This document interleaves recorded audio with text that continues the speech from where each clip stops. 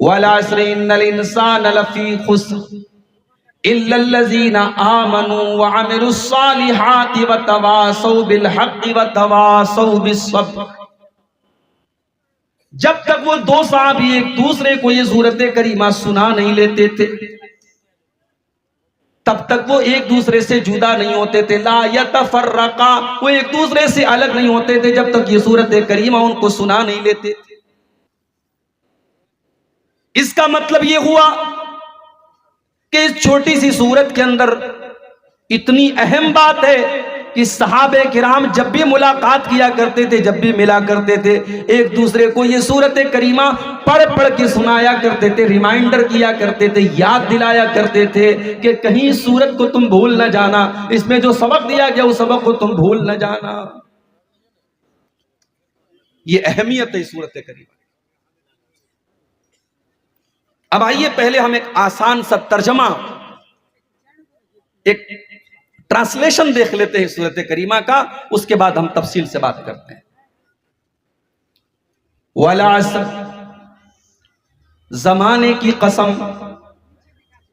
یا عصر کے ٹائم کی قسم یا عصر کی نماز کی قسم، ان الانسان لفی خسر، بے شک انسان سارے کے سارے گھاٹے میں،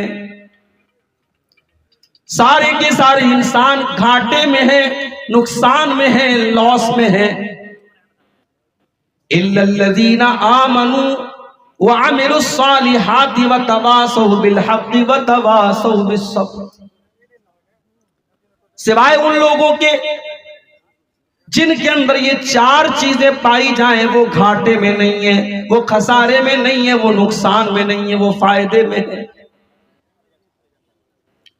الا الذین آمنوا، جو ایمان لائے، وعملوا الصالحات، اور نیک عمل کرتے رہے، وتواصوا بالحق، اور حق بات ایک دوسرے کو پہنچاتے رہے، وتواصوا بالصبر، اور صبر کی تلقین ایک دوسرے کو کرتے رہے، صبر کی نصیحت کرتے رہے۔ یہ چار چیزیں ہیں، یہ چار چیزیں جن کے اندر ہیں وہ گھاٹے میں نہیں ہیں، باقی سارے کے سارے انسان گھاٹے میں۔ اب آئیے غور کریں اس سورت کریمہ کے ایک ایک لفظ کے اوپر ہم غور کریں۔ سب سے پہلے اللہ نے فرمایا والعصر، زمانے کی قسم۔ یہاں ایک نقطہ قابل غور ہے، اللہ تبارک و تعالی زمانے کی قسم کھا رہا ہے۔ اللہ تعالیٰ جس چیز کی چاہے قسم کھا سکتا ہے، لیکن ہمیں اور آپ کو یہ اجازت نہیں ہے کہ ہم اللہ کے علاوہ کسی اور کی قسم کھائیں۔ من حلف بغیر اللہ فقد اشرک، اگر ہم اللہ کے علاوہ کسی اور کی قسم کھاتے ہیں تو یہ بھی شرک ہوگا۔ اللہ کے نبی کی حدیث ہے، جو غیر اللہ کی قسم کھاتا ہے وہ شرک کرتا ہے۔ ہمارے یہاں بات لوگ اپنی بیوی کی قسم کھا لیتے ہیں، بچے کے سر پہ ہاتھ رکھ کے بچے کی قسم کھا لیتے ہیں، کاروبار کرنے والے اپنی روزی روٹی کی قسم کھا لیتے ہیں۔ حرام ہے میرے بھائی، جائز نہیں ہے، شرک تک لے کے جاتی ہے یہ چیز۔ صرف اور صرف اللہ کی قسم کھا سکتے ہیں، حتیٰ کہ کھانے کعبہ کی قسم بھی نہیں کھا سکتے، کیونکہ کعبہ یہ اللہ کا گھر ہے، اللہ کی عبادت کی جگہ ہے۔ کھانے کعبہ یہ اس کی قسم کھانا جائز ہے۔ قرآن کی قسم کھا سکتے ہیں، کھا سکتے ہیں، لیکن قرآن کے اوپر ہاتھ رکھ کے قسم کھانے کا جو ہمارے یہاں چلن ہے وہ صحیح نہیں ہے۔ ایسے آپ اپنی گفتگو میں بول سکتے ہیں میں قرآن کی قسم کھاتا ہوں، کیونکہ قرآن اللہ کا کلام ہے، لیکن قرآن کو ہاتھ میں لے کر کے یا قرآن پر ہاتھ رکھ کے قسم کھانا یہ مناسب نہیں ہے، صحیح نہیں ہے۔ تو ہمیں اور آپ کو اجازت نہیں کہ ہم اللہ کے سوا کسی اور کی قسم کھائیں، لیکن اللہ تبارک و تعالی قسم کھا سکتا ہے جس چیز کی بھی چاہے۔ اب سوال یہ پیدا ہوتا ہے کہ اللہ قسم کیوں کھاتا ہے؟ بھئی ہم کیوں قسم کھاتے ہیں؟ ہمیں مولانا صاحب سے کوئی بات کہنی ہے، مثال کے طور پہ ہمیں اگر کہنا ہو ابھی میرا پروگرام تھا کالی گنج میں، پچھلے مہینے آپ کے قریب میں ایک جگہ ہے کالی گنج، وہاں میرا پروگرام تھا، کچھ مجبوریوں کی وجہ سے میں نہیں آ پایا۔ اب ہوتا کیا ہے، اگر مقرر کا نام اشتہار میں ہے اور مقرر نہیں آیا کسی بھی مجبوری کی وجہ سے، تو جلسے والوں کے اوپر الزام لگتا ہے کہ آپ نے جھوٹ موٹ میں نام دیا تھا، آپ نے مقرر سے بات نہیں کی تھی۔ بھائی یہ مناسب بات نہیں ہے، مجبوری آ سکتی ہے۔ اگر میں کالی گنج کے پروگرام میں نہیں آ پایا اس کا مطلب یہ نہیں کہ میں نے دھوکہ دے دیا یا ان لوگوں نے آپ کو دھوکہ دے دیا۔ کسی کے ساتھ کبھی بھی کوئی بھی مجبوری آ سکتی، لیکن مجھے بعد میں معلوم ہوا کہ لوگ بڑے ناراض ہیں، بڑے غصے میں ہیں۔ تو جب سامنے والا ہماری بات کے بارے میں شک کرتا ہے تب ہم قسم کھاتے ہیں تاکہ اس کو یقین آ جائے کہ ہاں صاحب میں سچ بول رہا ہوں۔ سوال یہ ہے کہ کیا اللہ تعالیٰ اس لیے قسم کھا رہا ہے کیونکہ اللہ کی بات پر ہمیں اور آپ کو یقین نہیں ہے؟ نعوذ باللہ۔ اللہ کو اپنی بات منوانے کے لیے قسم کھانے کی ضرورت نہیں ہے۔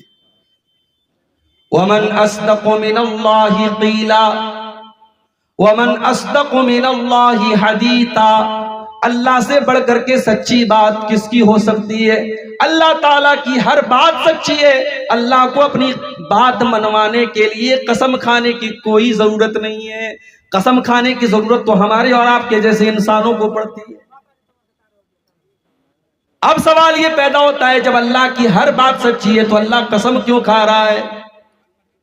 اللہ قسم اس لیے کھا رہا ہے، یہ بتانے کے لیے قسم کھا رہا ہے کہ میں آگے جو بات کہنے جا رہا ہوں وہ بہت زیادہ امپورٹنٹ ہے، بہت زیادہ اہم ہے، بہت زیادہ ضروری ہے۔ اے میرے بندو، میں قسم کھا کے تم کو بتا رہا ہوں جو تمہارے بات کرنے کا انداز ہے، جب تم اپنی بات کو مضبوط کرنے کے لیے قسم کھاتے ہو، میں تمہاری بات چیت کے انداز کو اپناتے ہوئے میں قسم کھا رہا ہوں تاکہ تم آگے والی بات کی اہمیت کو سمجھو، اس کے امپورٹنس کو سمجھو، اس کے مہتو کو سمجھو۔ زمانے کی قسم۔ اب یہاں ایک چیز اور سمجھ لیجیے، ہم اور آپ بات چیت میں ایک بات بولتے ہیں زمانہ بڑا خراب ہو گیا ہے، نہیں بولنا چاہیے۔ ہم کہتے ہیں ہمارا ٹائم بڑا خراب چل رہا ہے، یہ نہیں بولنا چاہیے۔ ہم کہتے ہیں اپنا ٹائم آئے گا، یہ بھی نہیں بولنا چاہیے۔ ہم یہ کہتے ہیں بڑا برا دور چل رہا ہے، یہ بھی نہیں بولنا چاہیے، اس لیے کہ دور اور حالات اور زمانہ اس کو چلانے والا اللہ تعالیٰ ہے۔ اگر ہمارے اوپر بری آفتیں، ہمارے اوپر برے حالات اگر آ رہے ہیں، آفتیں آ رہی ہیں، مصیبتیں آ رہی ہیں، پریشانیاں آ رہی ہیں، ہم اپنے گریبان میں جھانکیں، ہم اپنا جائزہ لیں، ہم اپنے اعمال کو ٹٹولیں، ہم اپنے ضمیر کے اندر جھانک کر کے دیکھیں ہم سے کہاں خطا ہو رہی ہے۔ ہم یہ بلیم نہ کریں کہ حالات بہت خراب چل رہے ہیں، زمانہ بہت خراب چل رہا ہے۔ زمانہ خراب نہیں ہوتا، زمانے والے خراب ہوتے ہیں، زمانہ خراب نہیں۔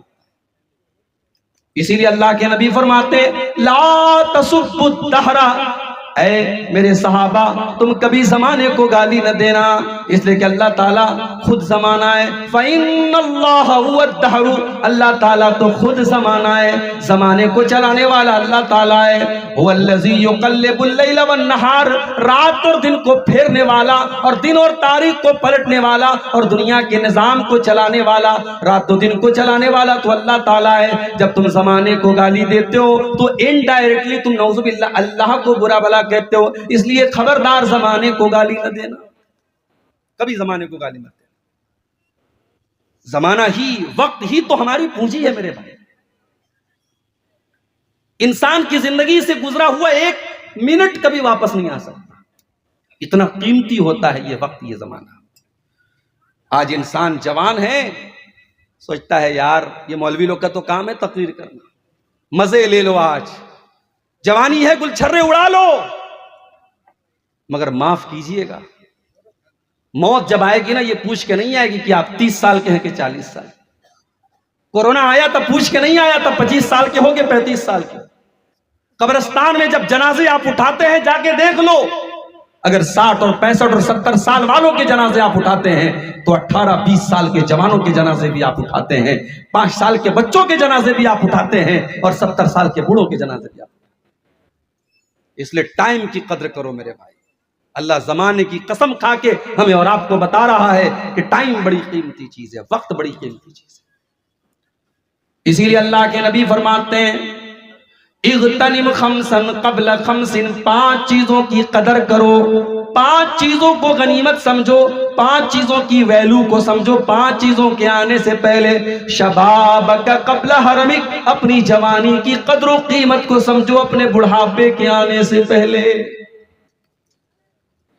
میرے پیارے بھائیوں، یہ جوانی اللہ کی بہت بڑی نعمت ہے جو ہمیں اور آپ کو ملی ہے۔ اس جوانی کا مس یوز نہ کرو، اس کو بدکاری میں نہ گزارو، اس کو عیاشی میں نہ گزارو، اس کو شراب نوشی میں نہ گزارو، اس کو حرام کاروبار میں نہ گزارو، اس جوانی کو اللہ کو راضی کرنے میں گزارو۔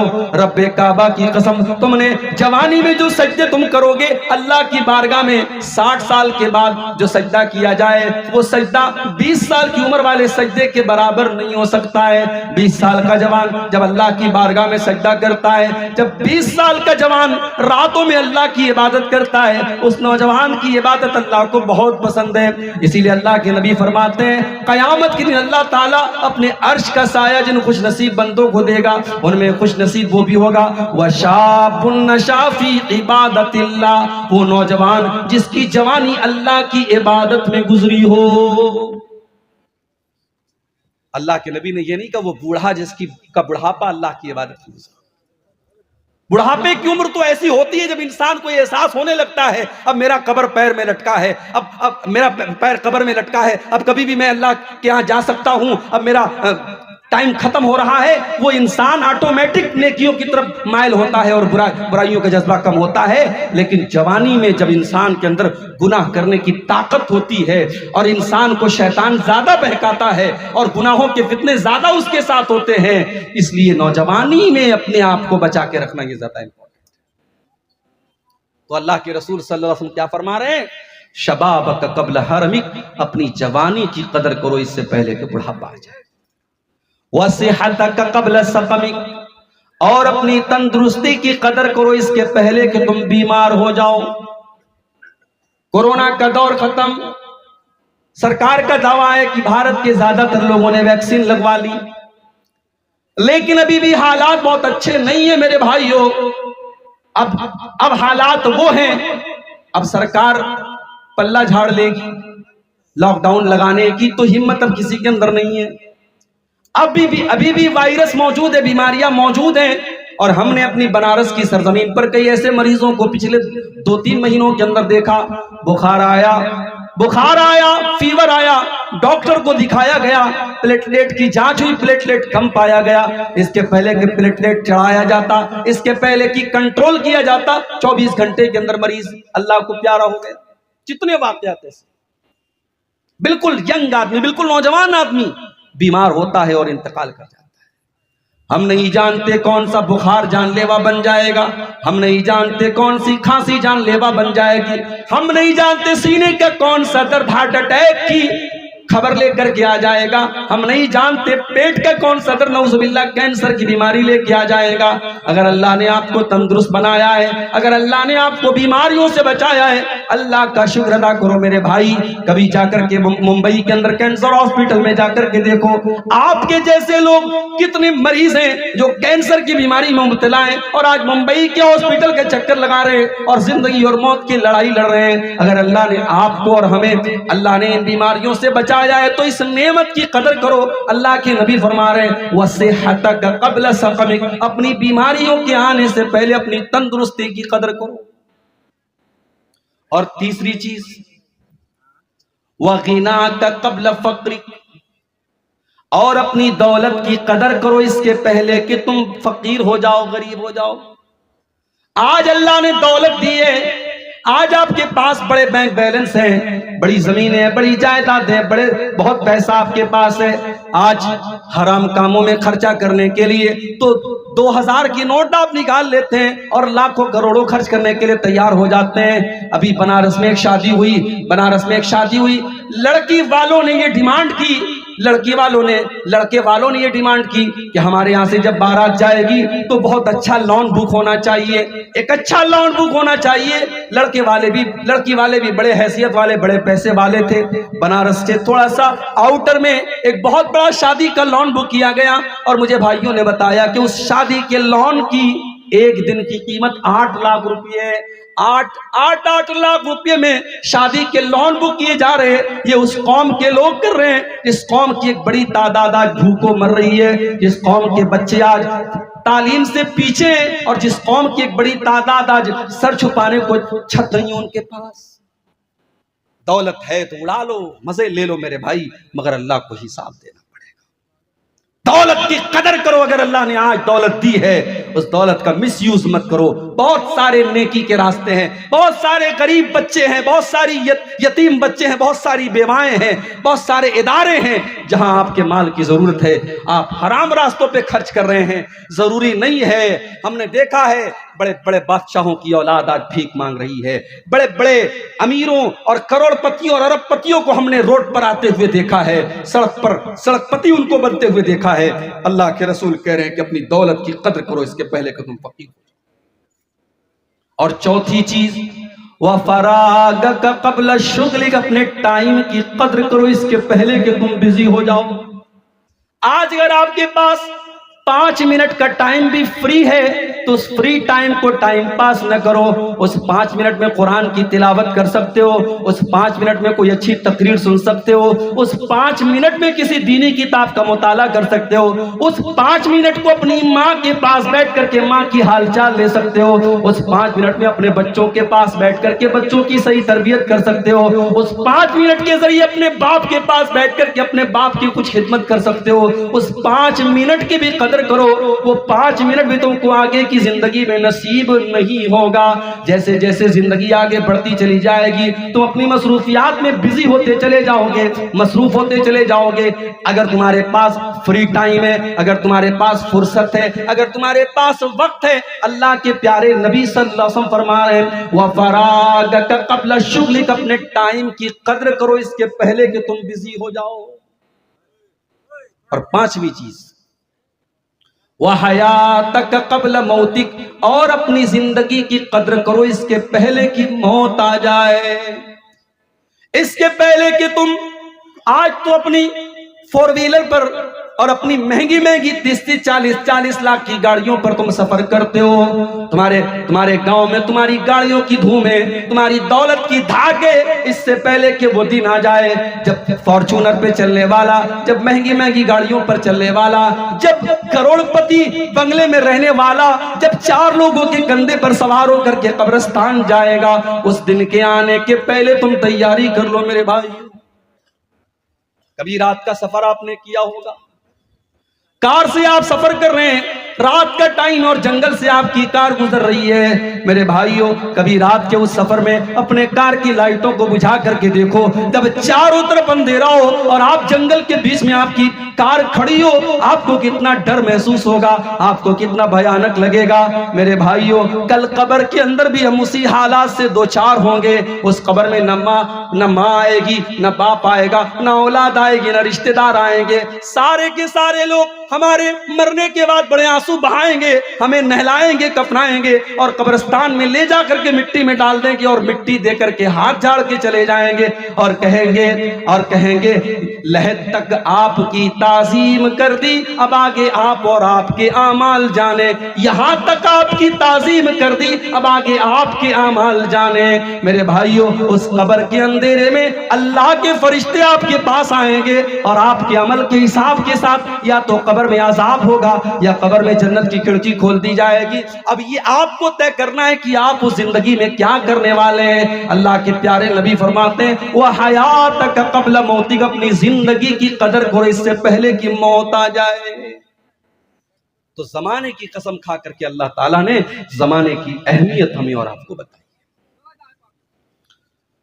اور ایک اور ترجمہ اس کا کیا گیا وَالْعَصْرِ, عصر کے ٹائم کی قسم یا عصر کی نماز کی قسم.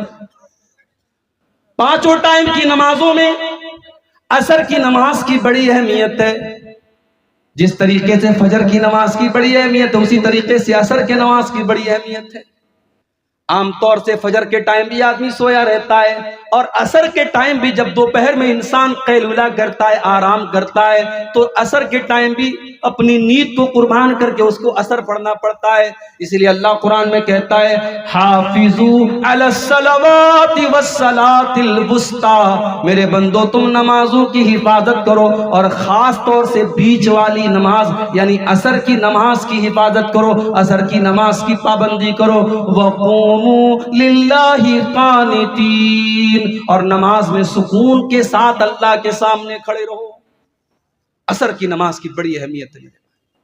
یہی عصر کی نماز تھی جو جنگ خندق کے موقع پر جب اللہ کے نبی صلی اللہ علیہ وسلم کافروں کے ساتھ مشرکوں کے ساتھ جب لڑ رہے تھے، جنگ کر رہے تھے، ان سے اپنا ڈیفنس کر رہے تھے، اور اسی میں آپ کی عصر کی نماز قضا ہو گئی یہاں تک کہ سورج غروب ہو گیا. تو اللہ کے رسول کو اتنا غصہ آیا، اتنا ناراض ہوئے آپ کہ آپ عام طور سے بد دعا نہیں کرتے تھے، مگر آپ کی عصر کی نماز قضا ہوئی تو آپ کو اتنا غصہ آیا کہ آپ نے بد دعا دیتے ہوئے فرمایا ملأ اللہ بیوتہم وقبورہم نارا، اللہ تعالیٰ ان کافروں کی قبروں کو اور ان کے گھروں کو جہنم کی آگ سے بھر دے. شغلونا عن الصلاۃ الوسطی، ان کی وجہ سے ہماری عصر کی نماز قضا ہو گئی، ان کی وجہ سے عصر کی نماز ہم ٹائم سے نہیں پڑھ پائے. اللہ ان کے گھروں کو اور ان کی قبروں کو جہنم کی آگ سے بھر دے. تو عصر کی نماز کی قسم کھا کر کے اللہ تعالیٰ عصر کی نماز کی اہمیت بتا رہا ہے. اور جب عصر کی نماز آپ کو پڑھنا ہے تو ظاہر ہے جو انسان عصر کی نماز پڑھے گا، جو فجر کی پڑھے گا، وہ پانچوں ٹائم کی پڑھے گا، پانچوں ٹائم کی پڑھے گا، وہ نماز کا پابند ہوگا. مگر افسوس کی بات ہے مسجدیں آج ہر گاؤں میں ہیں، اور ایک نہیں چار مسجدیں ہیں. میں کسی گاؤں میں جاتا ہوں، لوگ کہتے ہیں مولوی صاحب یہاں 4 مسجدیں ہیں، ایک جامع مسجد ہے، 4 وقتیہ مسجد ہے. لیکن آپ فجر کی نماز میں چلے جائیے، جلسے میں ہزاروں کی بھیڑ ہے، اسی گاؤں کے ہزاروں لوگ موجود ہیں جلسے میں، اور فجر کی نماز میں چند لوگوں کے سوا کوئی نظر نہیں آتا ہے. میرے بھائیوں، نماز کی پابندی نہ کر کے ہم اور آپ اگر اپنے آپ کو قرآن و حدیث پہ چلنے والا کہتے ہیں، اہل حدیث کہتے ہیں، اور موحد کہتے ہیں، اور قرآن و حدیث پہ چلنے والا کہتے ہیں، تو تف ہے ہم پر کہ ہم کس منہ سے اپنے آپ کو اہل حدیث کہتے ہیں. میرے بھائیوں، دعویٰ کرنا آسان ہے، اس دعوے پر عمل کرنا مشکل کام ہے. اگر اہل حدیث ہم کہتے ہیں تو ہمیں اور آپ کو کم سے کم اس نبی کی آخری وصیت کا خیال رکھنا چاہیے. اللہ کے نبی کی آخری وصیت کیا تھی؟ الصلاۃ وما ملکت ایمانکم. آپ نے اپنی امت کو وصیت کی تھی نماز کی پابندی کرنا. تو اللہ تعالیٰ نے عصر کی قسم کھا کر کے ہمیں نماز کی اہمیت دی. اس کے بعد فرمایا ان الانسان لفی خسر، بے شک تمام کے تمام انسان خاص خسارے میں ہے، گھاٹے میں ہے، نقصان میں ہے. سوال یہ پیدا ہوتا ہے اڈانی جی تو بہت پیسہ کما رہے ہیں، امبانی جی تو بہت پیسہ کما رہے ہیں، اسرائیل جیسا ملک آج دنیا کو ناکو چنے چبوا رہا ہے، یہ تو ایمان والے نہیں ہیں، یہ تو مومن نہیں ہے، یہ تو نیک عمل کرنے والے نہیں ہیں. کوئی ظالم ہے، کوئی فاسق ہے، کوئی فاجر ہے، کوئی حرام خور ہے، کوئی مشرک ہے. یہ لوگ تو دنیا میں بڑی دولت کما رہے ہیں. اور اللہ کیا کہہ رہا ہے؟ ان الانسان لفی خسر، بے شک تمام کے تمام انسان خسارے میں ہیں. اس کا مطلب یہ ہوا، یہاں خسارے کا مطلب وہ خسارہ نہیں جو ہم سمجھ رہے ہیں.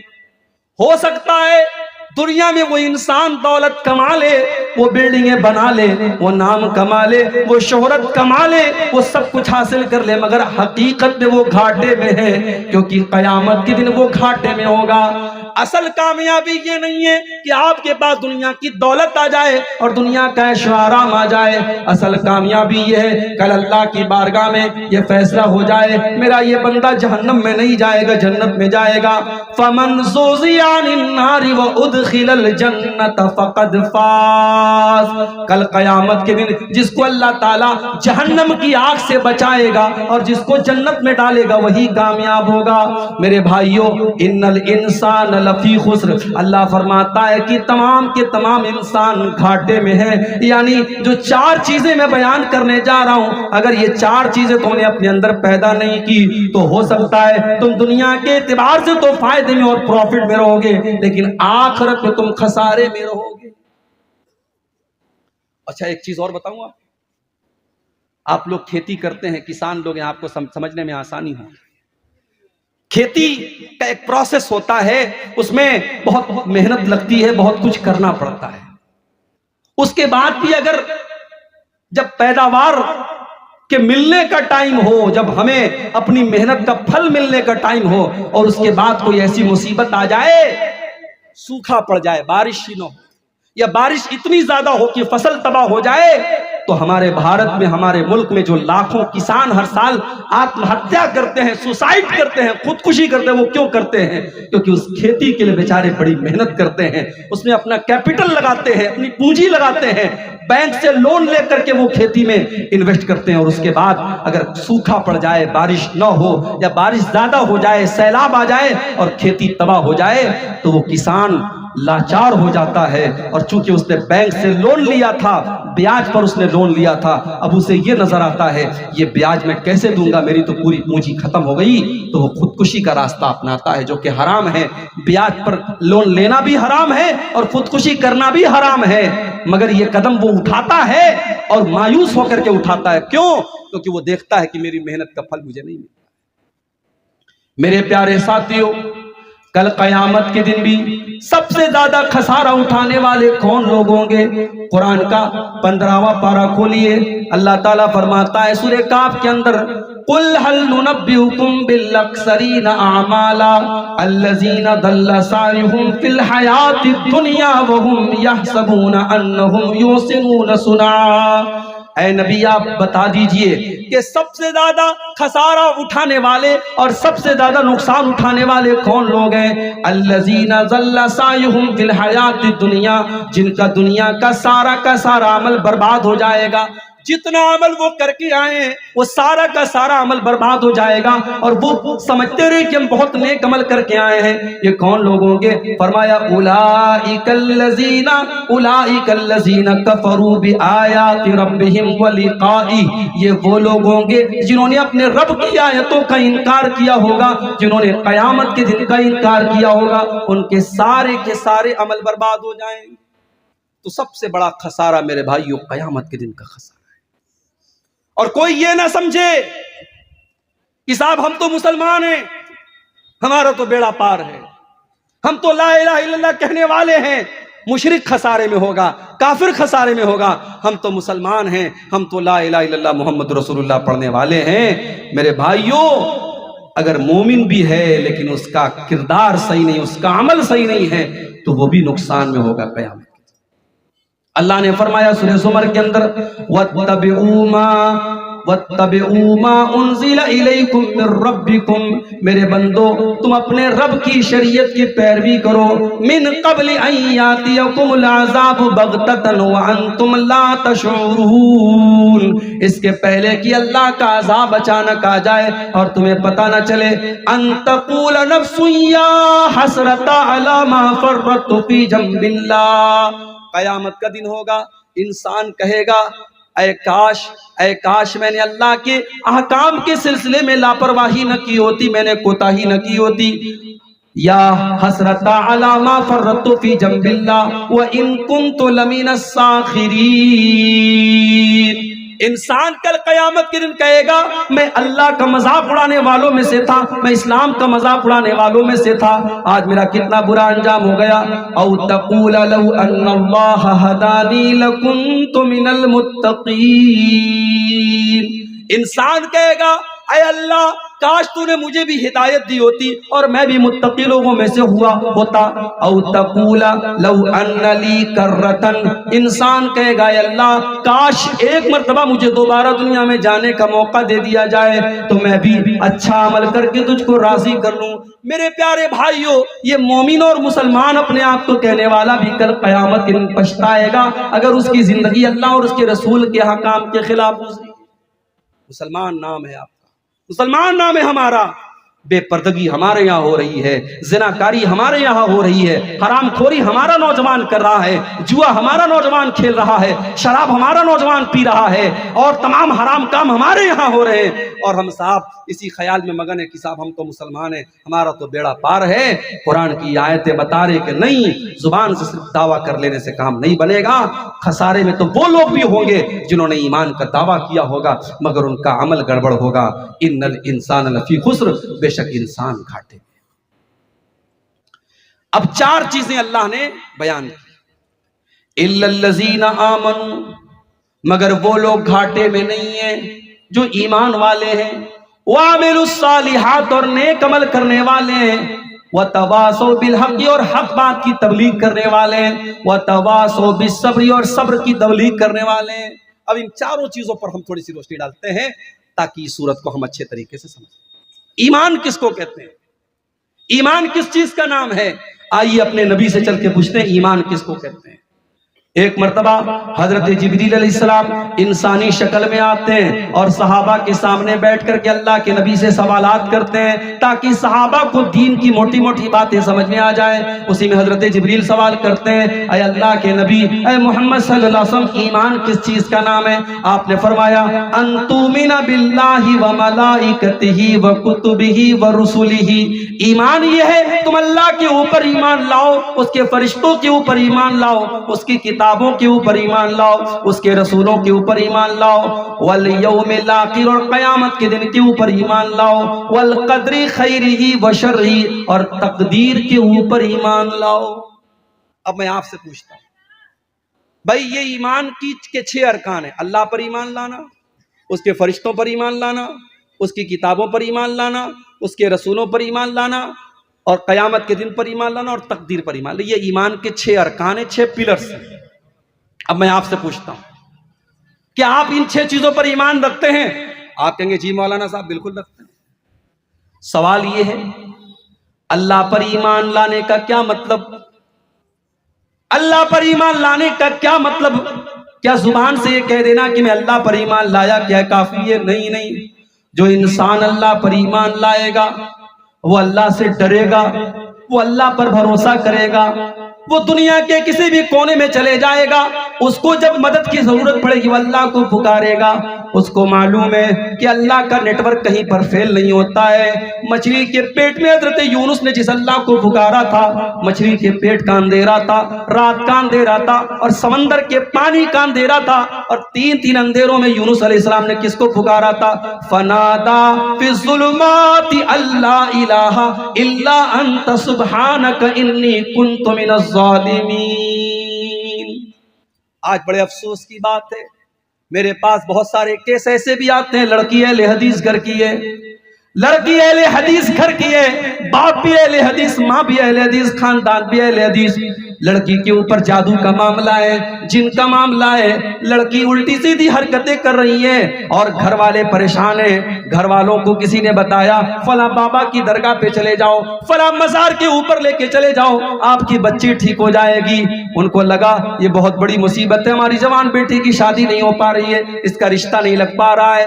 انہوں نے اپنی بچی کو لے جا کے اس قبر کے اوپر، اس مزار کے اوپر وہ لے کے گئے، اور مزار کے اوپر ایک ڈھونگی بابا بیٹھا ہے، اس نے مور کے مورچل سے آپ کی بیٹی کے بدن پر اس نے پھیر دیا، آپ کی بیٹی گھر آئی اور صحیح ہو گئی۔ آپ کو لگا کہ مزار پہ جا کے میری بیٹی صحیح ہو گئی۔ یہ اہل حدیث گھروں میں بھی یہ چیز ہونے لگی ہے میرے بھائیوں۔ ان تؤمن باللہ، اللہ کے اوپر ایمان رکھنے والا اپنی بیٹی کی موت تو گوارا کر سکتا ہے، اپنے بچوں کی بیماری تو گوارا کر سکتا ہے، اپنے آپ کو جلا دینا تو گوارا کر سکتا ہے، مگر شرک کی گندگی میں اور شرک کے دلدل میں جانا کبھی پسند نہیں کرے گا۔ اسی لیے اللہ کے نبی نے فرمایا تھا، لا تشرک باللہ، تم اللہ کے ساتھ کبھی شرک نہ کرنا، وَإِن قُتِلْتَ وَحُرِّقْتَ، تمہیں قتل کر دیا جائے، تمہیں جلا دیا جائے، تب بھی تم شرک مت کرنا۔ اسی لیے ہم کہتے ہیں جب رشتہ کیا کرو تو صرف خوبصورتی مت دیکھا کرو، رشتہ کیا کرو تو صرف برادری مت دیکھا کرو، رشتہ کیا کرو تو صرف اسٹیٹس مت دیکھا کرو، رشتہ کیا کرو تو دینداری دیکھا کرو۔ ہم نے کتنے اہل حدیث گھروں کے اندر دیکھا کہ وہاں پہ بدعتی گھروں سے لڑکیاں آتی ہیں اور بڑے شوق سے لوگ ان کو بہو بنا کے لاتے ہیں۔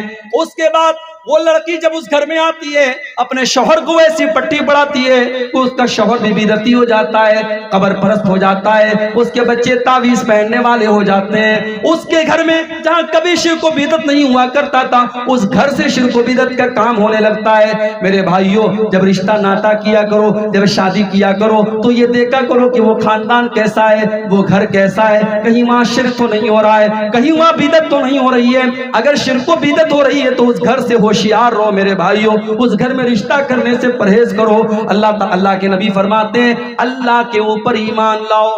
جب اللہ کے اوپر ایمان لائے ہو تو اپنی توحید کو مضبوط کرو، اللہ کے بارے میں جانو۔ میرے بھائیوں، آپ نے رات بھر تقریریں سنی ہیں، مگر اللہ کے بارے میں جو موٹی موٹی باتیں، اللہ کی ذات کے بارے میں ہمارا کیا عقیدہ ہونا چاہیے، اللہ کی صفات کے بارے میں ہمارا کیا عقیدہ ہونا چاہیے، یہ جلسوں میں تقریروں میں یہ باتیں نہیں ہو سکتی ہیں، نہیں ہوتی ہیں۔ آپ مسجدوں میں چھوٹے چھوٹے درس رکھیں اور اپنے علاقے کے علماء سے فائدہ اٹھائیں اور اللہ کے بارے میں جاننے کی کوشش کریں۔ اگر آپ اللہ کے اوپر ایمان رکھتے ہیں تو اللہ کو جانیں۔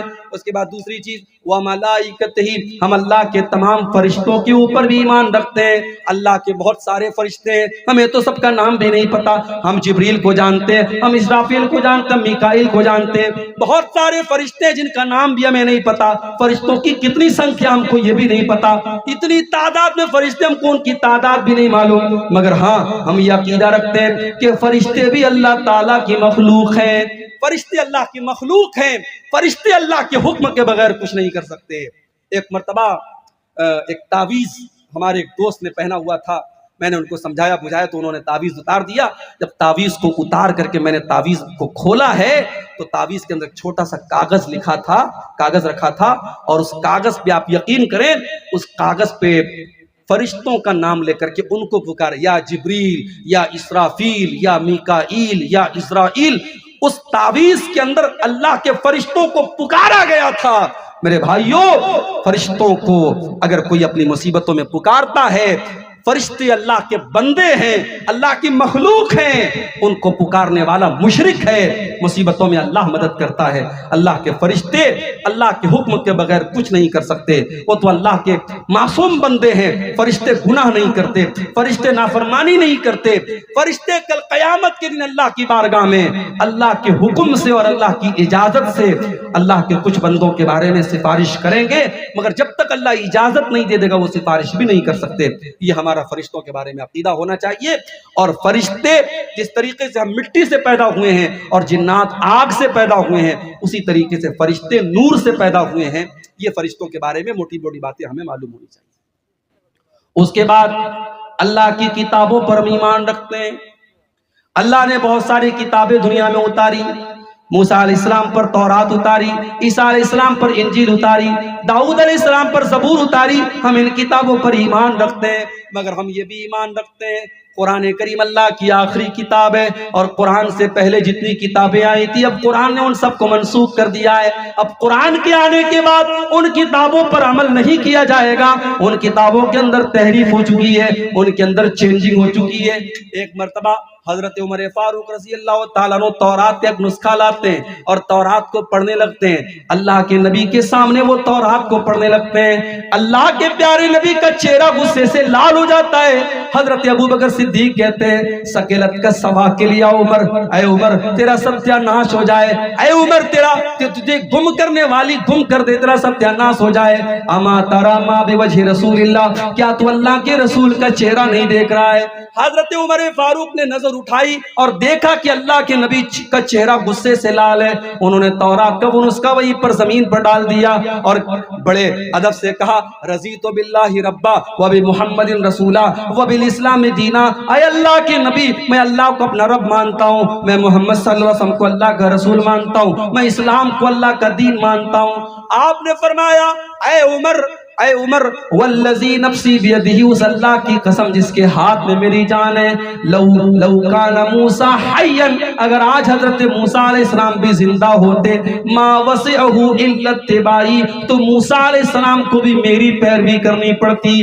موسیٰ علیہ السلام بھی محمد رسول اللہ کے آنے کے بعد اب اپنی شریعت نہیں چلا سکتے، ان کو محمد رسول اللہ کی شریعت پر عمل کرنا پڑے گا۔ اسی لیے ہمارا یہ عقیدہ ہے کہ قیامت کے پہلے جب عیسیٰ علیہ السلام دنیا میں آئیں گے تو وہ بھی کوئی نئی شریعت لے کر کے یا اپنی شریعت لے کر کے نہیں آئیں گے، وہ قیامت کے پہلے آئیں گے، وہ دجال کو قتل کریں گے، وہ زمین میں عدل و انصاف کو قائم کریں گے، مگر وہ امت محمدیہ کی حیثیت سے رہیں گے، وہ اسی امت کے پیچھے نماز پڑھیں گے، وہ ایک نبی کی حیثیت سے اور ایک شریعت لانے کی حیثیت سے دنیا میں نہیں آئیں گے۔ تو ہم اللہ کی ساری کتابوں پر ایمان رکھتے ہیں اور اللہ کے سارے رسولوں پر بھی ہم ایمان رکھتے ہیں۔ رسولوں کی تعداد کتنی ہمیں نہیں معلوم، بعض روایات میں 1,24,000 کی گنتی آئی ہے، مگر وہ روایتیں صحیح نہیں ہیں، ضعیف ہیں۔ ہم یہ عقیدہ رکھتے ہیں کہ اللہ نے ان گنت نبی دنیا میں بھیجے ہیں، لیکن ہم ساتھ میں یہ عقیدہ بھی رکھتے ہیں کہ آخری نبی اور آخری رسول جناب محمد رسول اللہ صلی اللہ علیہ وسلم ہیں۔ اب آپ کے بعد دنیا میں کوئی نبی نہیں آئے گا۔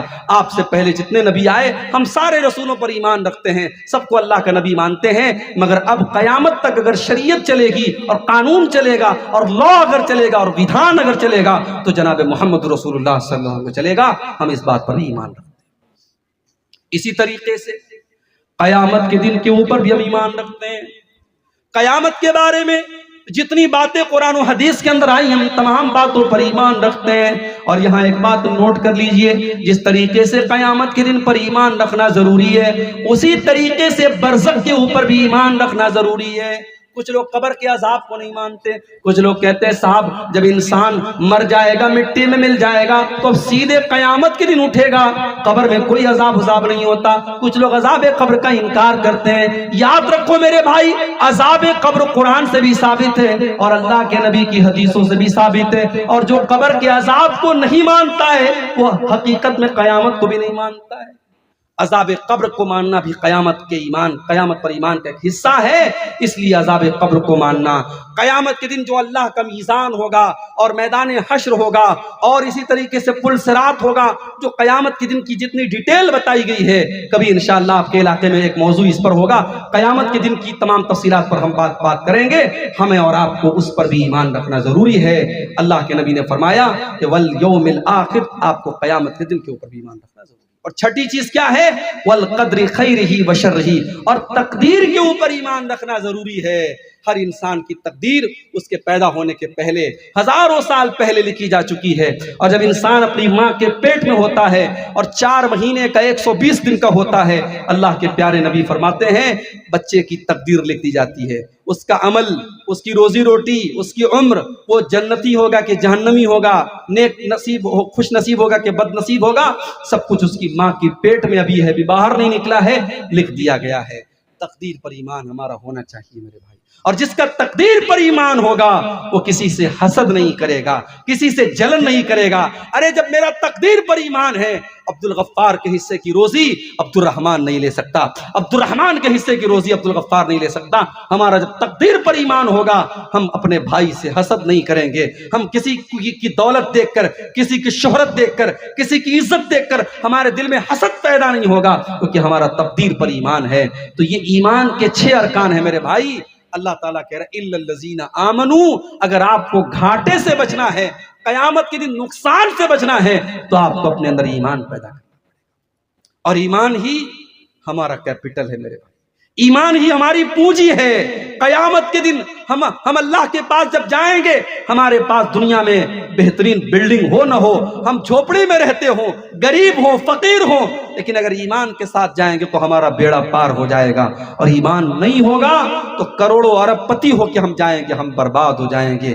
اللہ نے قرآن کے 3 پارے کی آخری آیت میں فرمایا ان الذين كفروا وماتوا وهم كفار فلن يقبل من احدهم ملء الارض ذهبا، جو لوگ کفر کی حالت میں دنیا سے چلے جائیں گے، ایمان کے بغیر دنیا سے چلے جائیں گے، اور اسی حالت میں ان کو موت آ جائے گی، کل قیامت کے دن وہ زمین بھر کے سونا بھی اگر لے کے آ جائیں گے تو اللہ تعالیٰ زمین بھر کے سونا بھی ان کا قبول نہیں کرے گا۔ وَلَوِ افْتَدَى بِهِ، وہ زمین بھر کے سونا بھی اگر لے کے آ جائیں گے، اللہ اپنے عذاب سے ان کو نہیں بچائے گا۔ أُولَٰئِكَ لَهُمْ عَذَابٌ أَلِيمٌ وَمَا لَهُم مِّن نَّاصِرِينَ، اللہ فرماتا ہے ان کو جہنم کے عذاب میں ڈالا جائے گا اور وہاں ان کی کوئی مدد کرنے والا نہ ہوگا۔ میرے بھائیو، اس ایمان کی دولت کی قدر کرو۔ اللہ نے ہمیں اور آپ کو ایمان والا بنایا، اللہ نے توحید پر چلنے والا بنایا، اسلام پر چلنے والا بنایا۔ اس ایمان کی دولت کی قدر کرو، اور یہ بھی نوٹ کر لو ایمان گھٹتا اور بڑھتا بھی ہے، ایمان گھٹتا اور بڑھتا ہے۔ جیسے موبائل میں چارجنگ ہوتی ہے، 100% چارجنگ ہے تو موبائل برابر کام کرتا ہے، چارجنگ کم ہوتی ہے موبائل کی بیک لائٹ سلو ہو جاتی ہے، موبائل سلو کام کرنے لگتا ہے۔ جس طریقے سے موبائل کی چارجنگ گھٹتی اور بڑھتی ہے، ہمارے ایمان کی چارجنگ بھی گھٹتی اور بڑھتی ہے۔ اب یہ ایک الگ ٹاپک ہے، ایمان کس چیز سے گھٹتا ہے، ایمان کس چیز سے بڑھتا ہے۔ میں مثال کے طور پر، ایگزامپل کے طور پر ایک چیز بتا دوں کہ قرآن پڑھنے سے اور قرآن سننے سے ایمان بڑھتا ہے۔ اللہ نے فرمایا انما المؤمنون الذین اذا ذکر اللہ وجلت قلوبہم، مومن تو وہ لوگ ہیں جب اللہ کا نام لیا جاتا ہے تو ان کے دل کانپ جاتے ہیں، وَإِذَا تُلِيَتْ عَلَيْهِمْ آيَاتُهُ زَادَتْهُمْ ایمانا، اور جب اللہ کی آیتیں ان کے اوپر پڑھی جاتی ہیں، جب قرآن کی آیتیں ان کے سامنے پڑھی جاتی ہیں، زادتہم ایمانا، تو ان کا ایمان بڑھ جاتا ہے، وَعَلَىٰ رَبِّهِمْ يَتَوَكَّلُونَ، اور وہ اپنے رب کے اوپر بھروسہ کرتے ہیں۔ تو ایمان گھٹتا اور بڑھتا ہے، گناہ کا کام کرنے سے گھٹتا ہے اور نیکی کا کام کرنے سے بڑھتا ہے۔ ایمان کے بارے میں یہ موٹی موٹی باتیں آپ سمجھ لیں۔ اس کے بعد دوسری چیز کیا ہے؟ وَعَمِلُوا الصَّالِحَاتِ، اگر خسارے سے بچنا ہے، نقصان سے بچنا ہے تو اللہ کہہ رہا ہے نیک عمل کرنے والے بن جاؤ۔ نیک عمل کس کو کہتے ہیں؟ ہمارا بہت بڑا طبقہ ایسا ہے جو ربیع الاول کے مہینے میں جلوس نکالتا ہے۔ مجھے نہیں معلوم کٹیہار میں نکلتا ہے کہ نہیں نکلتا ہے۔ ایک مرتبہ مالدہ میں کلیا چک میں میرا پروگرام تھا اور اتفاق سے 12 ربیع الاول کی تاریخ تھی۔ میں یقین مانے مالدہ سے کلیا چک کا راستہ مشکل سے 1 گھنٹے کا 1.5 گھنٹے کا راستہ ہوگا۔ اس راستے کو کراس کرنے میں کئی گھنٹے لگے، پورا راستہ جام ہے، نوجوان لڑکے چمکدار کپڑا پہن کر کے، لڑکیاں بھی ہیں لڑکے بھی ہیں اور جھوم رہے ہیں، بڑے بڑے ڈی جے بج رہے ہیں اور بڑے بڑے جھنڈے گاڑیوں پر لگے ہیں اور لائن سے گاڑیاں چل رہی ہیں اور الصلاۃ والسلام علیک یا رسول اللہ کے نعرے بلند ہو رہے ہیں۔ اور یہ سب کس نام پہ ہو رہا ہے؟ دین کے نام پہ۔ یہ سب دین کے نام پر ہو رہا ہے اور کرنے والا یہ سمجھ کے کر رہا ہے صاحب ہم بہت بڑا نیک کام کر رہے ہیں۔ یاد رکھو میرے بھائیوں، جس کام کو دنیا والے نیک عمل کہیں وہ نیک عمل نہیں ہے، جس کو ہمارے بڑے بڑے لوگ نیک عمل کہیں وہ نیک عمل نہیں ہے۔ نیک عمل کس کو کہتے ہیں؟ اللہ نے فرمایا قرآن کے 16ویں پارے میں سورہ کہف کی آخری آیت میں اللہ نے فرمایا فَمَنْ كَانَ يَرْجُو لِقَاءَ رَبِّهِ فَلْيَعْمَلْ عَمَلًا صَالِحًا، جو اپنے رب سے ملاقات کرنا چاہتا ہے، جو اللہ سے ملنا چاہتا ہے، جو جنت میں جانا چاہتا ہے، وہ ایسا عمل کرے جو شریعت کی نظر میں نیک عمل ہو۔ وَلَا يُشْرِكْ بِعِبَادَةِ رَبِّهِ أَحَدًا، اور اپنے عمل میں وہ اللہ کے ساتھ کسی کو شریک نہ کرے۔ پتہ یہ چلا کہ ہمارا عمل نیک عمل کب ہے؟ جب اس کے اندر 2 چیزیں پائی جائیں۔ نمبر 1، ہمارا عمل قرآن و حدیث کے مطابق ہو، اور نمبر 2، اس میں ہم اللہ کے سوا کسی اور کو شریک نہ کریں۔ اگر دکھاوا ہے، اگر ریاکاری ہے تو ہمارا عمل جتنا بھی خوبصورت عمل ہو اللہ کیا برباد ہو جائے گا۔ میرے بھائیوں، اس لیے ہم بدعت کے بھی خلاف ہیں اور شرک کے بھی خلاف ہیں۔ وعامل الصالحات میں دونوں کا رد ہے۔ ہمیں نیک عمل کرنا ہے، ہمیں وہ عمل کرنا ہے جو خالص اللہ کے لیے کیا گیا ہو، اور وہ عمل کرنا ہے جس پر اللہ کے پیارے نبی کی مہر لگی۔ 2:30 بجے ختم کرنا ہے۔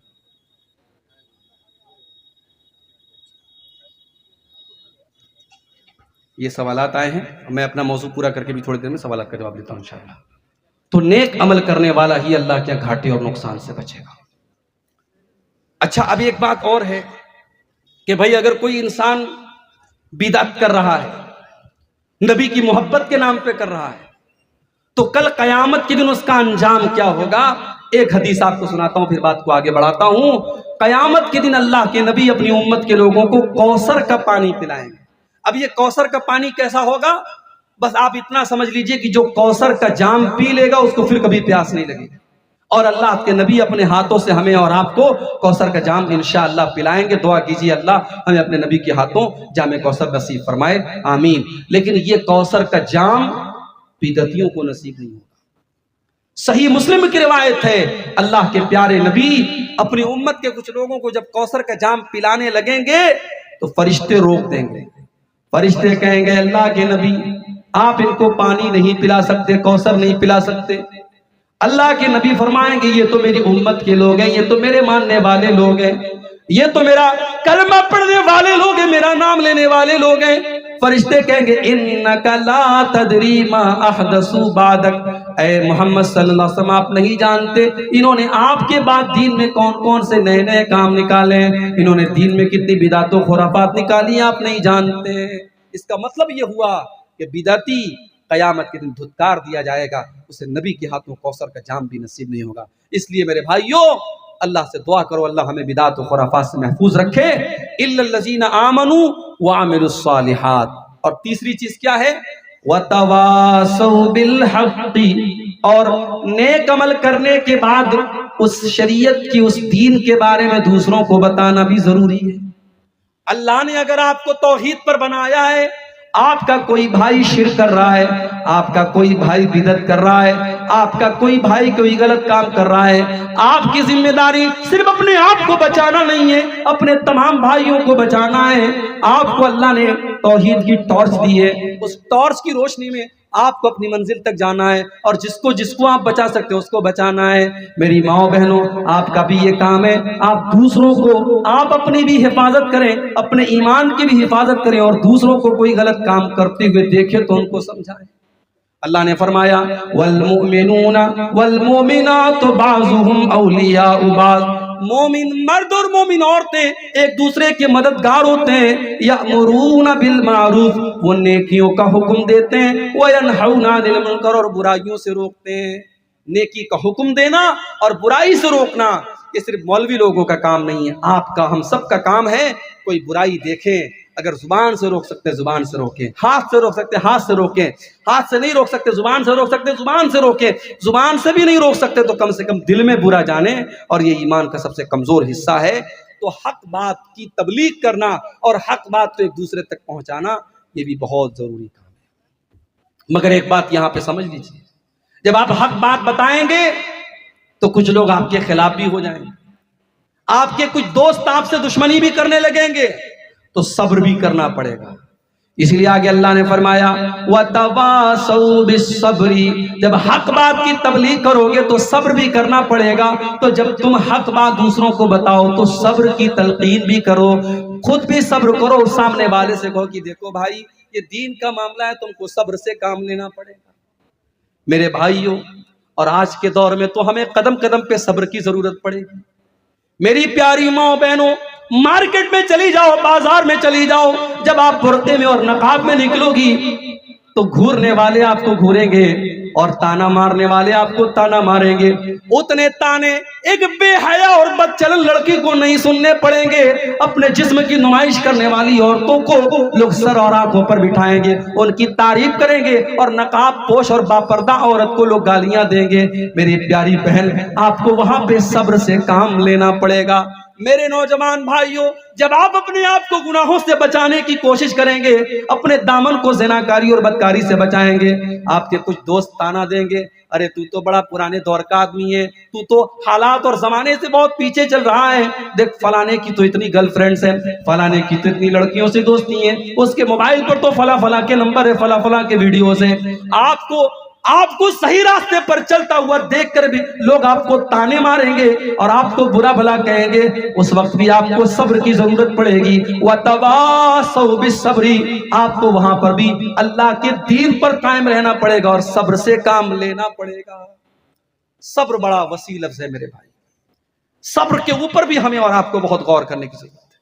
اور آج کے موجودہ دور میں جب دین پر عمل کرنے والا اور دین پر چلنے والا پوری دنیا میں اجنبی بن چکا ہے، اس دور میں تو صبر کی ہمیں قدم قدم پہ ضرورت پڑے گی۔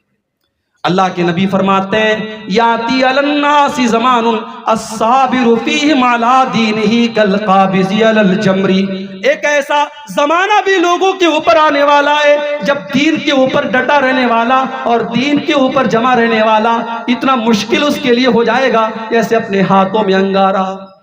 آپ کا بھائی ہے، بینک سے لون لے کر کے کاروبار کر رہا ہے، بیاج پر پیسہ لے کر کے کاروبار کر رہا ہے، اور آپ کی بیوی آپ سے کہہ رہی ہے ارے دیکھو وہ تو اتنا پیسہ لے کے کام کر رہا ہے، تم کیوں نہیں کرتے ہو؟ آپ پریشانی اٹھا رہے ہیں، آپ کی بیوی آپ کو سمجھا رہی ہے تم بھی سود اور بیاج کا لین دین کیوں نہیں کرتے ہو؟ لیکن یہاں پر آپ کو اللہ کے دین پر صبر کرنا ہے، اللہ کے دین پر ڈٹے رہنا ہے۔ میرے پیارے بھائیوں، جب آپ کو لگے کہ دین بڑا مشکل ہو چکا ہے اور دین پر عمل کرنا بڑا مشکل ہو چکا ہے تو نبی اکرم کی سیرت کو پڑھ لیا کرنا اور نبی کے صحابہ کی زندگیوں کو پڑھ لیا کرنا۔ ہم ان سے بڑے تو نہیں ہو گئے، ہم ان سے زیادہ نرم و نازک تو نہیں ہو گئے۔ جب ہمارے نبی نے پتھر کھائے ہیں، ہمارے نبی کے صحابہ نے قربانیاں دی ہیں، ہم تو ان کے مقابلے میں کچھ نہیں کر رہے ہیں۔ اگر اللہ کے دین پر چلنے میں کچھ مصیبتیں ہمارے سامنے آ جائیں، کچھ پریشانیاں ہمارے سامنے آ جائیں، کچھ کانٹے ہمارے راستے میں آ جائیں تو ہم صبر سے کام لے لیں اور اپنے نبی کے صحابہ کو یاد کر لیں، اپنے نبی کی زندگی کو یاد کر لیں کہ انہوں نے اللہ کے دین کے لیے کیا کیا جھیلا ہے۔ میرے پیارے ساتھیوں، اللہ قرآن میں کہتا ہے احسب الناس ان یترکوا ان یقولوا آمنا وہم لا یفتنون، اے لوگو کیا تم نے یہ سمجھ رکھا ہے کہ زبان سے یہ کہہ دینے کے بعد کہ ہم ایمان لے آئے، ہم مسلمان ہو گئے، تم کو چھوڑ دیا جائے گا؟ نہیں نہیں، ایسا نہیں ہو سکتا۔ جب تم ایمان لائے ہو تو تمہیں آزمایا جائے گا، تمہیں امتحان میں ڈالا جائے گا، اور قدم قدم پر تمہارے راستے میں پریشانیاں آئیں گی۔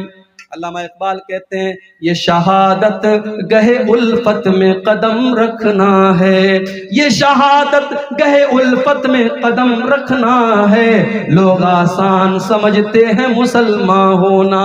میرے بھائیوں، یہ دین کا راستہ ہے، یہاں خواہشات کی قربانیاں تو آپ کو دینی پڑے گی، یہاں لوگوں کے تانے بھی آپ کو سننے پڑیں گے، یہاں زندگی کی بہت ساری سہولتوں سے اپنے آپ کو محروم کرنا پڑے گا، مگر ایک بات کا خیال رکھنا پڑے گا، جو اللہ کی نظر میں جائز ہے، جو رسول کی نظر میں جائز ہے، جو قرآن و سنت میں جائز ہے، ہمیں جائز کی لمٹ میں رہنا ہے، ہمیں ناجائز کی طرف نہیں جانا ہے۔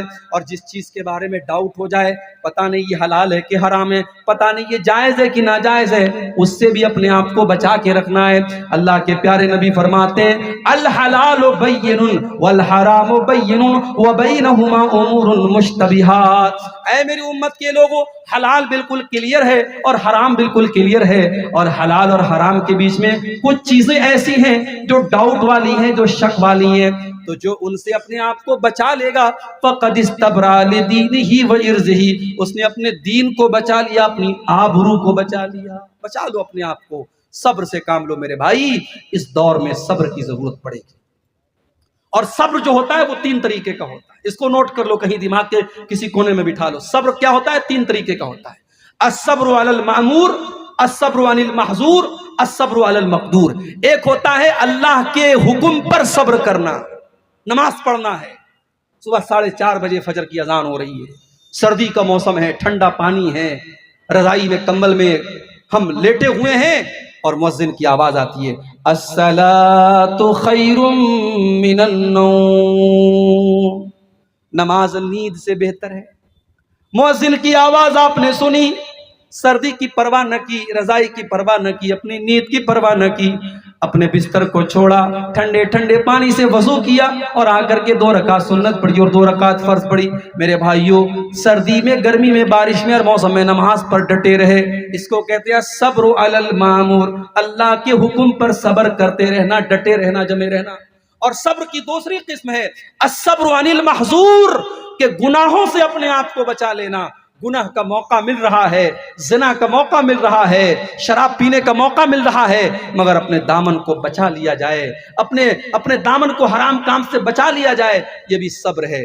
اسی لیے اللہ کے نبی فرماتے ہیں وَرَجُلٌ دَعَتْهُ امْرَأَةٌ ذَاتُ مَنْصَبٍ وَجَمَالٍ، قیامت کے دن وہ انسان بھی اللہ کے عرش کا سایہ پائے گا جس کو کوئی خوبصورت عورت اور پیسے والی عورت گناہ کی دعوت دے، اور وہ یہ کہہ کے ٹھکرا دے انی اخاف اللہ، میں اللہ سے ڈرتا ہوں، میرے دل میں اللہ کا خوف ہے، اور یہ کہہ کر کے وہ اپنے دامن کو زنا سے بچا لے۔ اللہ کے نبی کہتے ہیں اس متقی انسان کو قیامت میں اللہ کے عرش کا سایہ ملے گا۔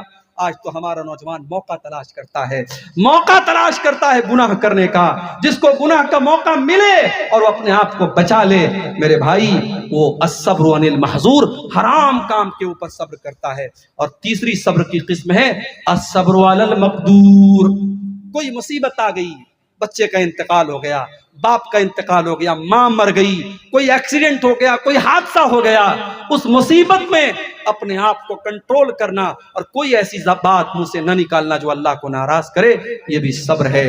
اور اس کی اگر مثال دیکھنا ہے، اپنے نبی کی زندگی دیکھو میرے بھائی، اللہ کے نبی کی وفات سے کچھ سال پہلے آپ کو بیٹا پیدا ہوا، آپ کو بیٹے کی بڑی خواہش تھی، لیکن جو بھی بیٹے پیدا ہوئے سب بچپن میں انتقال کر گئے۔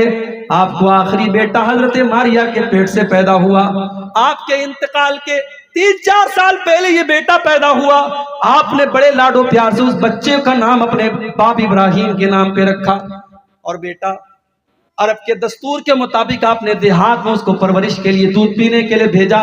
ابھی وہ بچہ 1.5 سال کا ہے، آپ کے پاس خبر آئی کہ ابراہیم بہت بیمار ہے، بہت بیمار ہے۔ بہت سیریس حالت میں آپ اپنے صحابہ کو لے کر کے ابراہیم کو دیکھنے کے لیے جاتے ہیں، اپنے بچے کو اللہ کے نبی گود میں لیتے ہیں۔ وہ بیٹا جو بڑی آرزو تھی، بعد اس عمر میں 55 سال کی 56 سال کی عمر میں اللہ کے نبی کو ملا ہے، اس بچے کو اللہ کے نبی دم توڑتا ہوا دیکھتے ہیں، اس بچے کی سانسوں کو اکھڑتا ہوا دیکھتے ہیں، اس بچے کا آخری ٹائم ہے، بچہ آخری سانسیں لے رہا ہے اور اللہ کے نبی کی آنکھوں سے آنسو برسنے لگتے ہیں، اللہ کے نبی رونے لگتے ہیں، بیٹے کا انتقال آپ کی آنکھوں کے سامنے ہو جاتا ہے اور آپ کہتے ہیں ان العین تدمع والقلب يحزن ولا نقول الا ما يرضى ربنا۔ اے میرے بچے ابراہیم، تیرے باپ کی آنکھوں سے آنسو بہ رہے ہیں، تیرے باپ کا دل غمگین ہے، مگر تیرا باپ اپنی زبان سے کوئی ایسی بات نہیں نکالے گا جس سے اللہ ناراض ہو جائے۔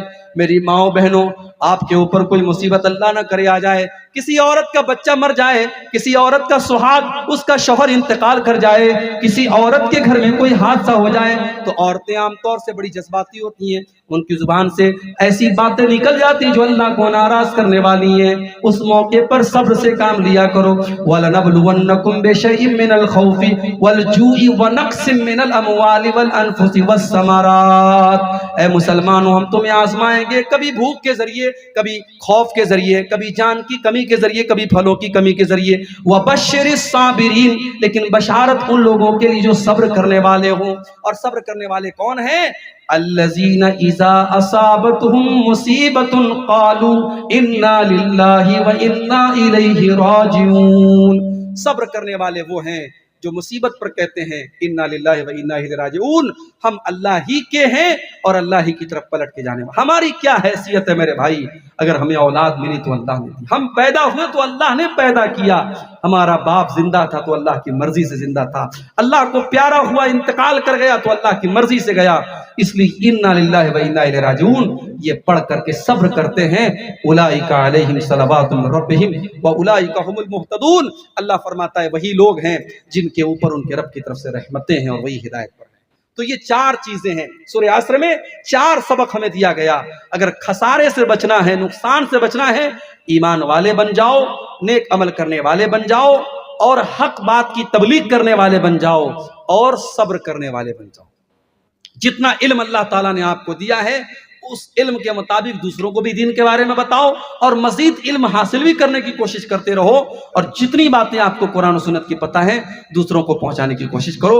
انشاءاللہ ہم ان چار خوش نصیبوں میں شامل ہو جائیں گے۔ اب یہ سوالات آئے ہیں، دیکھ لیتے ہیں کیا سوالات آئے ہیں۔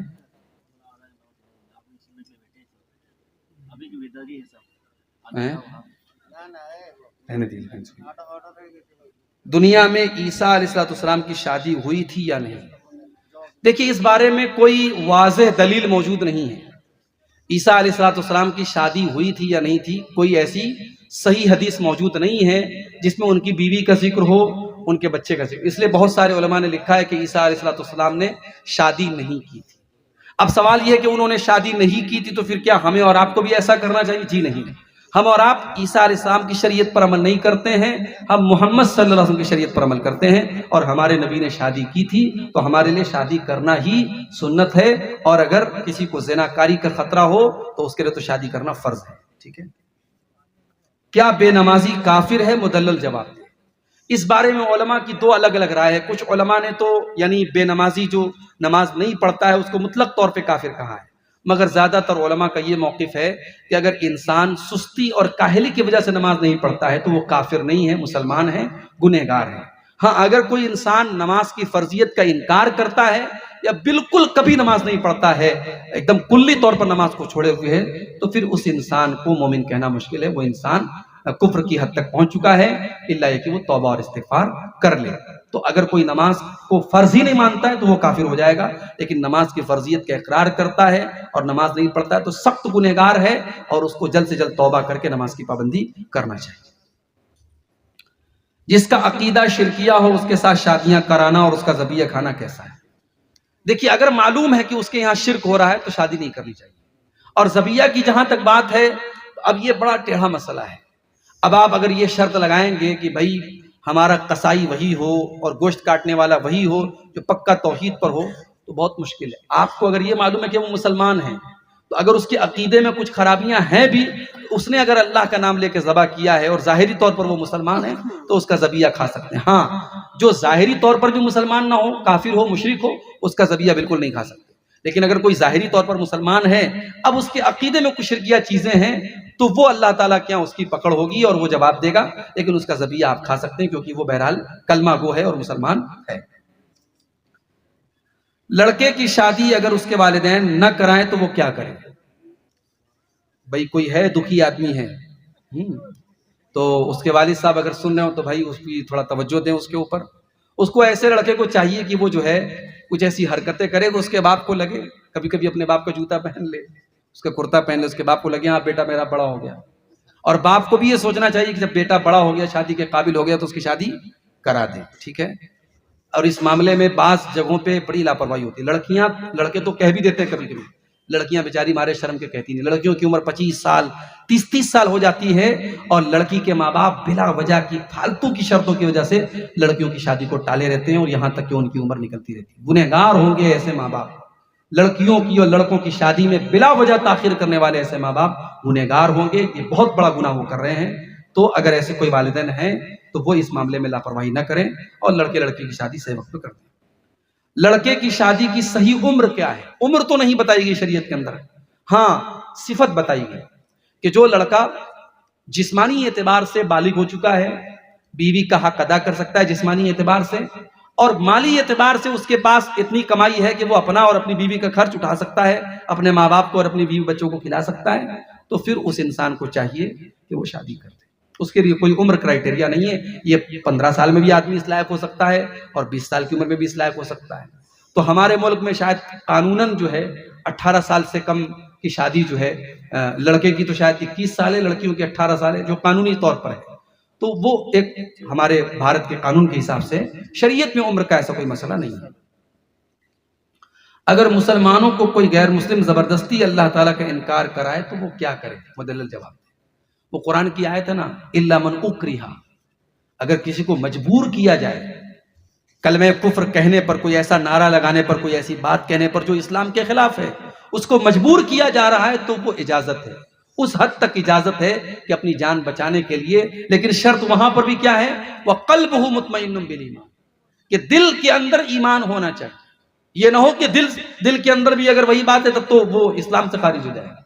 اپنی جان بچانے کی حد تک وہ اس موقع پر کفر والی بات کہہ سکتا ہے، جیسا کہ حضرت عمار بن یاسر رضی اللہ تعالیٰ عنہ کو کافروں نے پکڑا تھا اور ان کے منہ سے زبردستی کلمہ کفر کہلوایا تھا. اسی موقع پر یہ آیت نازل ہوئی تھی. تو ایسی مجبوری کی صورت میں کہا جا سکتا ہے. لیکن اگر اس وقت بھی کوئی اپنے آپ کو اپنی جان کی پرواہ نہ کرے اور اس موقع پر بھی وہ کلمہ کفر نہ کہے تو یہ ایمان کا اور اعلیٰ درجہ ہے. اجازت تو ہے، لیکن اگر اس وقت بھی انسان اللہ کے بارے میں اور اسلام کے بارے میں کوئی غلط بات نہ کہے اور اپنے جان کی بھی پرواہ نہ کرے تو یہ ایمان کا اور اعلیٰ درجہ ہے. اللہ تعالیٰ سے دعا ہے رب العالمین ہم سب کو قرآن سنت پر چلنے کی توفیق عطا فرمائے. آمین.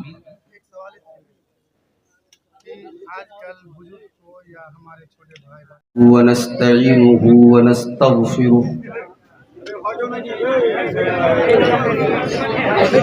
ونعوذ باللہ من شرور انفسنا ومن سیئات اعمالنا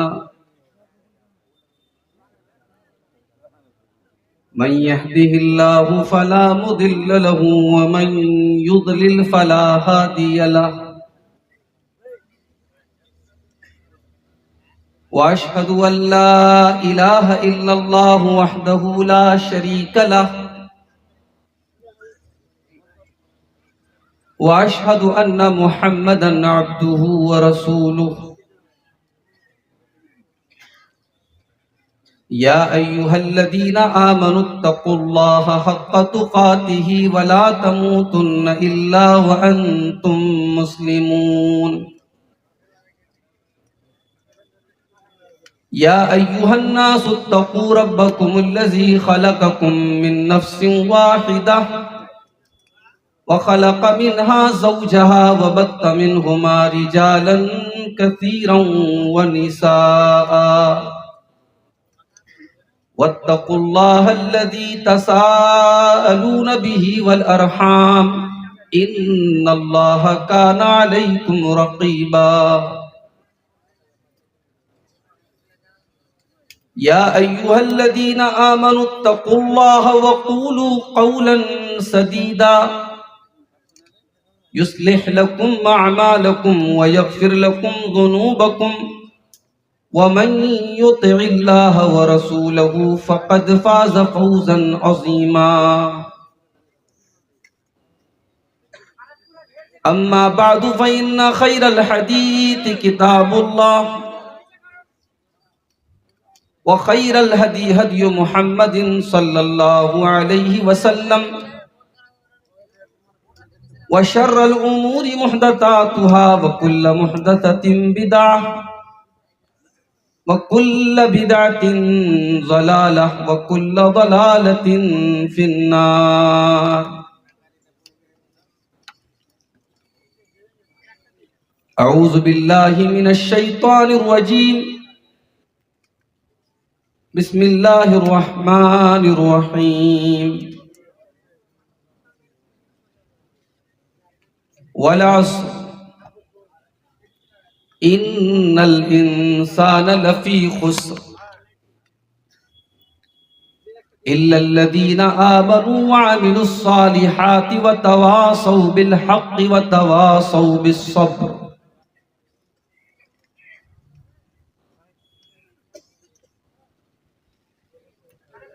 میں ہوں ظلمتوں کا مارا، مجھے روشنی عطا کر. میں ہوں ظلمتوں کا مارا، مجھے روشنی عطا کر. میں قتیل حرص دنیا، مجھے زندگی عطا کر. مجھے صرف اپنے در کا تو گدا بنا دے یا رب. مجھے صرف اپنے در کا تو گدا بنا دے یا رب. رہوں بن کے تیرا بندہ، مجھے بندگی عطا کر. رہوں بن کے تیرا بندہ، مجھے بندگی عطا کر. ہے جنہوں نے مجھ کو پالا، تیری رحمتیں ہوں ان پر. ہے جنہوں نے مجھ کو پالا، تیری رحمتیں ہوں ان پر.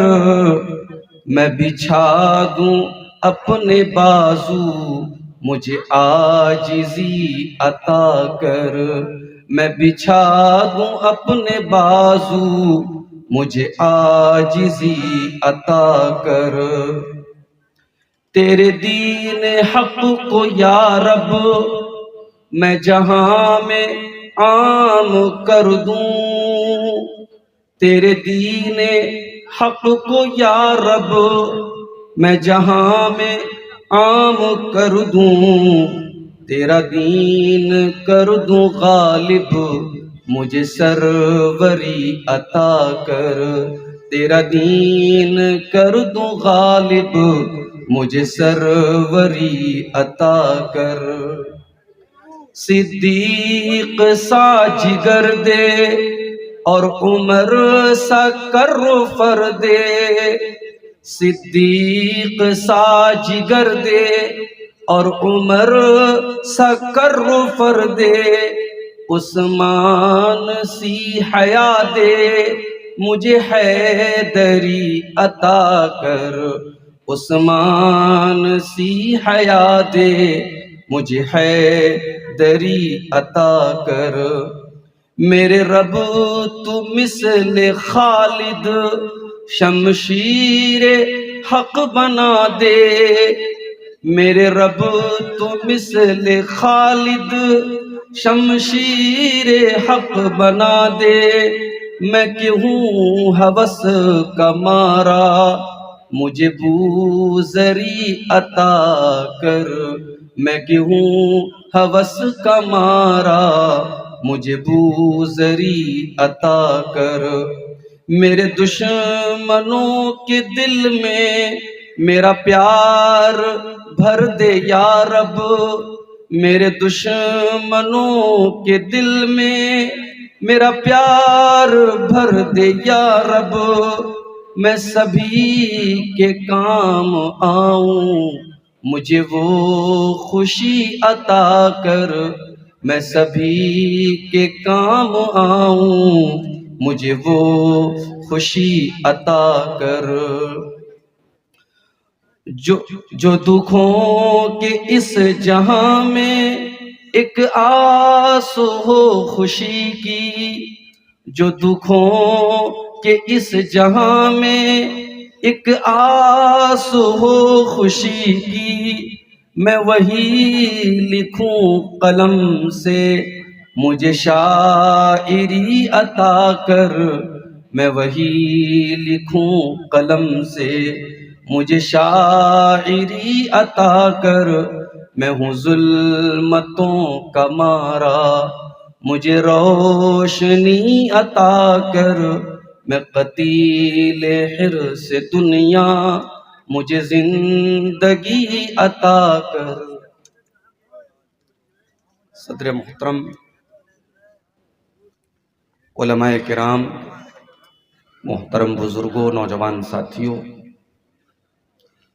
ماؤں اور بہنوں، پیارے بچوں،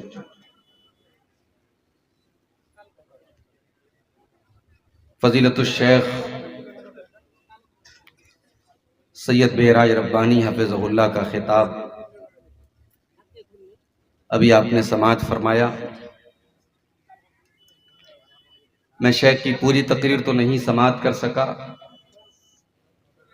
تھوڑی بہت جو آواز میرے کانوں تک پہنچ رہی تھی اس سے یہ اندازہ ہوا کہ شیخ ہمارے معاشرے کے سلگتے مسائل پر اور معاشرے میں پنپی ہوئی جو بڑی بڑی برائیاں ہیں، سود ہے، بے پردگی ہے، ان تمام چیزوں کو اپنا موضوع سخن بنا رہے تھے۔ اللہ سے دعا ہے رب العالمین شیخ محترم کی باتوں پر ہم سب کو عمل کرنے کی توفیق عطا فرمائے۔ بڑا خوبصورت مجمع ہے، ایسا لگ نہیں رہا ہے کہ رات کے تقریباً 1:30 بج رہے ہیں۔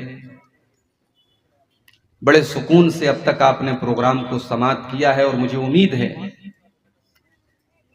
کہ میری تقریر بھی آپ سکون سے سنیں گے، اور صرف سنیں گے نہیں، انشاءاللہ عمل کرنے کی بھی کوشش کریں گے۔ اللہ تعالی ہم سب کو کہنے سننے سے زیادہ عمل کرنے کی توفیق عطا فرمائے، آمین۔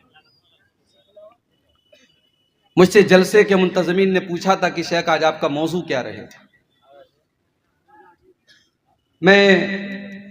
میرے ذہن میں ایک بات آئی کہ آج میں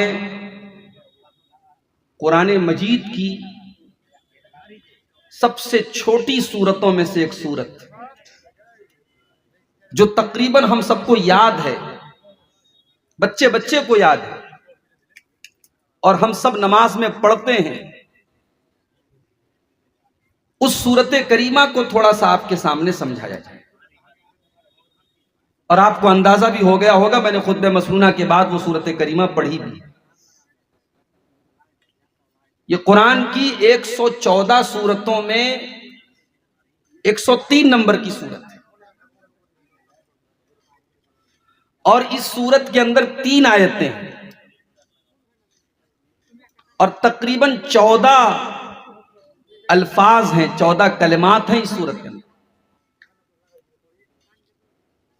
اس سے پہلے کہ میں اس سورت کا مطلب آپ کو سمجھاؤں، اس کی تفسیر پر کچھ روشنی ڈالوں،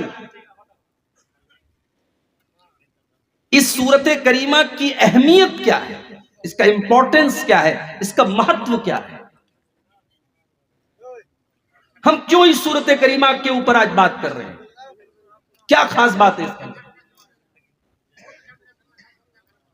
امام شافعی رحمت اللہ علیہ، جو ہماری تاریخ میں بہت ہی بڑا نام گزرا ہے، اس امت کے بڑے بڑے علماء اور فقہاء میں جن علماء کا نام لکھا جائے گا، جن ائمہ کا نام لکھا جائے گا، اس میں امام شافعی رحمت اللہ علیہ کا نام بہت اوپر رہے گا۔ امام شافعی رحمت اللہ علیہ اس سورت کریمہ کے بارے میں، سورہ عصر کے بارے میں کہتے ہیں لو ما انزل اللہ حجتا علی خلقہ الا هذه السورۃ لکفتہ، اگر اللہ تبارک و تعالیٰ اپنے بندوں کی ہدایت کے لیے قرآن کی صرف یہی ایک سورت اتار دیتا تو یہ ایک سورت کافی ہے۔ اگر اس ایک سورت کو انسان سمجھ لے، اس پر عمل کر لے، تو انسان کی ہدایت کے لیے یہ ایک سورت کافی ہے۔ یہ کس کا قول ہے؟ امام شافعی کا قول۔ اور اللہ کے نبی کی وہ حدیث بھی آپ اپنے سامنے رکھیں۔ امام طبرانی اور امام بیہقی نے اس کو صحیح سند سے روایت کی کہ اللہ کے نبی صلی اللہ علیہ وسلم کے صحابہ جب ایک دوسرے سے ملاقات کرتے تھے، ایک دوسرے سے ملتے تھے، تو ایک دوسرے کو خیر خیریت کے بعد جب جدا ہونے لگتے تھے، جب رخصت ہونے لگتے تھے، تو سلام کرنے سے پہلے اور جدا ہونے سے پہلے وہ ایک دوسرے کو سورۃ العصر پڑھ کر کے سناتے تھے۔